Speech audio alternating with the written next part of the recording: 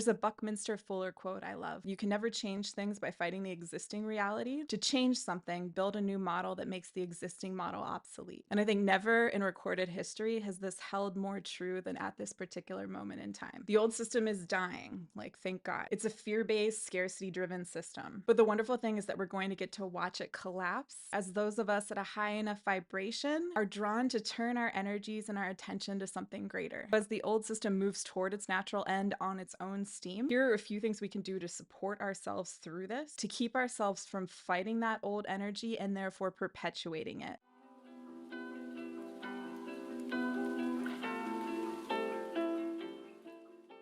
The energies have been super intense lately because the great shift is here. It's finally happening. And though it's been so challenging for so many of us, it's really exciting because on the other side of this is going to be something so much better. And this really is an exciting time to be alive as a human being. You may have noticed that you're super tired and lethargic lately. I was so tired today, y'all. I had no energy whatsoever. And a lot of it is because these denser energies are working their way out of our bodies. You may have realized that you simply can no longer force yourself to do the things that you used to do, to be productive at all cost or to hustle. You may be seeing that you can no longer force your body to be a certain weight because society tells us that our bodies are supposed to look a certain way. Like, you just cannot do it anymore. I'm going through restricted eating recovery right now, which means I've gained a ton of weight and it's uncomfortable. And I'm so aware that there's this larger lesson here about finally learning to love this body and nourish it in the way that is natural and is much more aligned with the healthy feminine. It's still this really difficult transition, but I think of it as a good example of the type of thing we're seeing manifest physically through these energetic changes. The main thing to do is to step away from toxic masculine energy in all of its forms. And I think the biggest challenge there for a lot of people is bringing awareness to the many different manifestations of that energy that can appear. Toxic masculine energy is all about separation and ranking, manufactured hierarchies that have nothing to do with an individual's true value. This can show up in so many different insidious ways as well. A more obvious past manifestation that I think is a lot less common today, thankfully, can happen when women are trained to be competitive with other women for masculine attention. And I'm also seeing it show up now in social justice movements in the way that those surrounding feminine energy and supporting women, people with female bodies, has kind of been forgotten. It's been deprioritized to such an extent that it's made me really worried. But when I get into that state, I trust that these new, healthier feminine energies that are coming in are going to take care of that. But again, we can bring that in more quickly if we're raising awareness surrounding this and intentionally helping to ground that healthy feminine energy through ourselves. It's a demanding energy. It's an impatient energy. In its worst expressions, it's attacking. It causes war. It harms and it kills. And it comes from this place of fear and this idea of scarcity. But the healthier feminine energies we're moving into are all about abundance. So try and be aware of any moment when you notice that your thoughts are slipping into fear-based or scarcity-based paradigms. In those moments, try to relax into yourself and remember that the energies coming in want to support us and provide everything that we need. And that's available to us at any time as we relax into it and allow that to flow toward us and through us. Meditation, probably needless to say, can also be tremendously helpful with this. In another video I made, I talk about my experience with Vipassana meditation, if that's helpful to you. Another form of this that I never see talked about is the way the toxic masculine can also manifest in terms of simply abandoning healthy feminine energies. It can neglect the feminine and shun the feminine and denigrate the feminine in a number of different ways. So if you see a demonstration of healthy feminine energy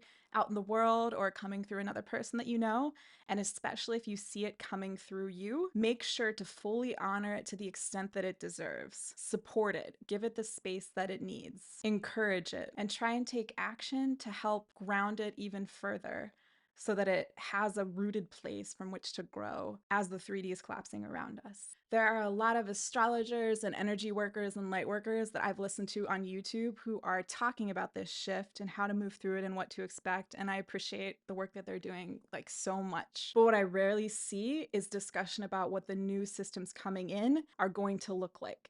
the systems that are grounding in this healthier feminine energy as the old system falls away. And we can look to the astrology to get some interesting clues in that regard. Like, for example, many of you know that the Jupiter-Uranus conjunction in Taurus was on April 20th. Not coincidentally, that was the same day as the Bitcoin halving if we're looking at UTC time. That's really fascinating because we know that Jupiter is about building abundance and growing things. It's the great benefic. Uranus is about community and decentralization and technology. It's not about hierarchy. And then Taurus is about value and money. April 20th was the fourth Bitcoin halving that has happened in Bitcoin's more than 15-year existence. And the significance of cryptocurrency is largely about its decentralization. It's a new system for money that is not hierarchical and is not about gatekeepers and centralized control in the way that the old system is. However, what's also been fascinating, which I haven't seen any conversation about like at all, is that as this toxic masculine energy has reared its head because it's so near its collapse, that has manifested within this world of cryptocurrency because the mainstream media narrative has been all about that toxic masculine energy in cryptocurrency. It's made many people in the mainstream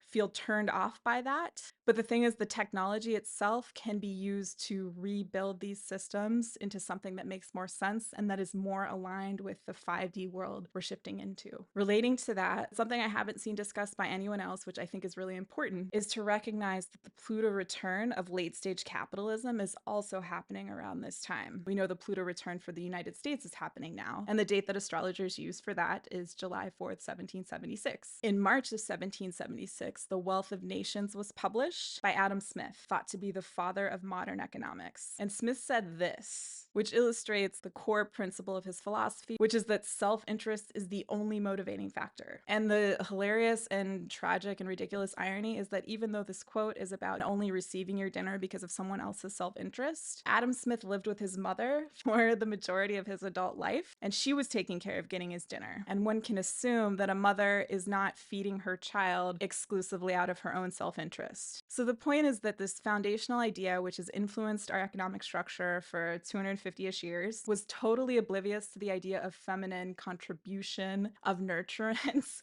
of care, of all of these things, and we still see the repercussions of that today. But that's going to fall as well. So while I haven't seen others talk about these new systems that are coming in specifics, I have a specific new system that I want to share with you. When you help someone in need through seeds, you receive seeds cryptocurrency in thanks to design a way to empower people to build wealth through giving instead of the old binary for-profit, non-profit structure that is totally zero sum because Adam Smith left no space for giving. Seeds is about helping us get away from that as we shift into these higher energies so that we can ease through this transition. And then on the other side of the transition, Seeds is there to help us thrive. This is obviously a really significant energetic moment. And it's also significant in that because the Bitcoin halving just happened again on April 20th, the same day as the Jupiter-Uranus conjunction in Taurus. This matters because Bitcoin halvings have historically kicked off the big cryptocurrency market surges that we've seen in the past. They've been the starting point for those market cycles. When you help someone through seeds, you'll receive 100% or more of the value of your gift. So not only is it net neutral, it's not costing you anything, but then also if and when the seeds go up in value, you'll have more abundance because you helped somebody out when they needed it. While past performance is not a guarantee of future results,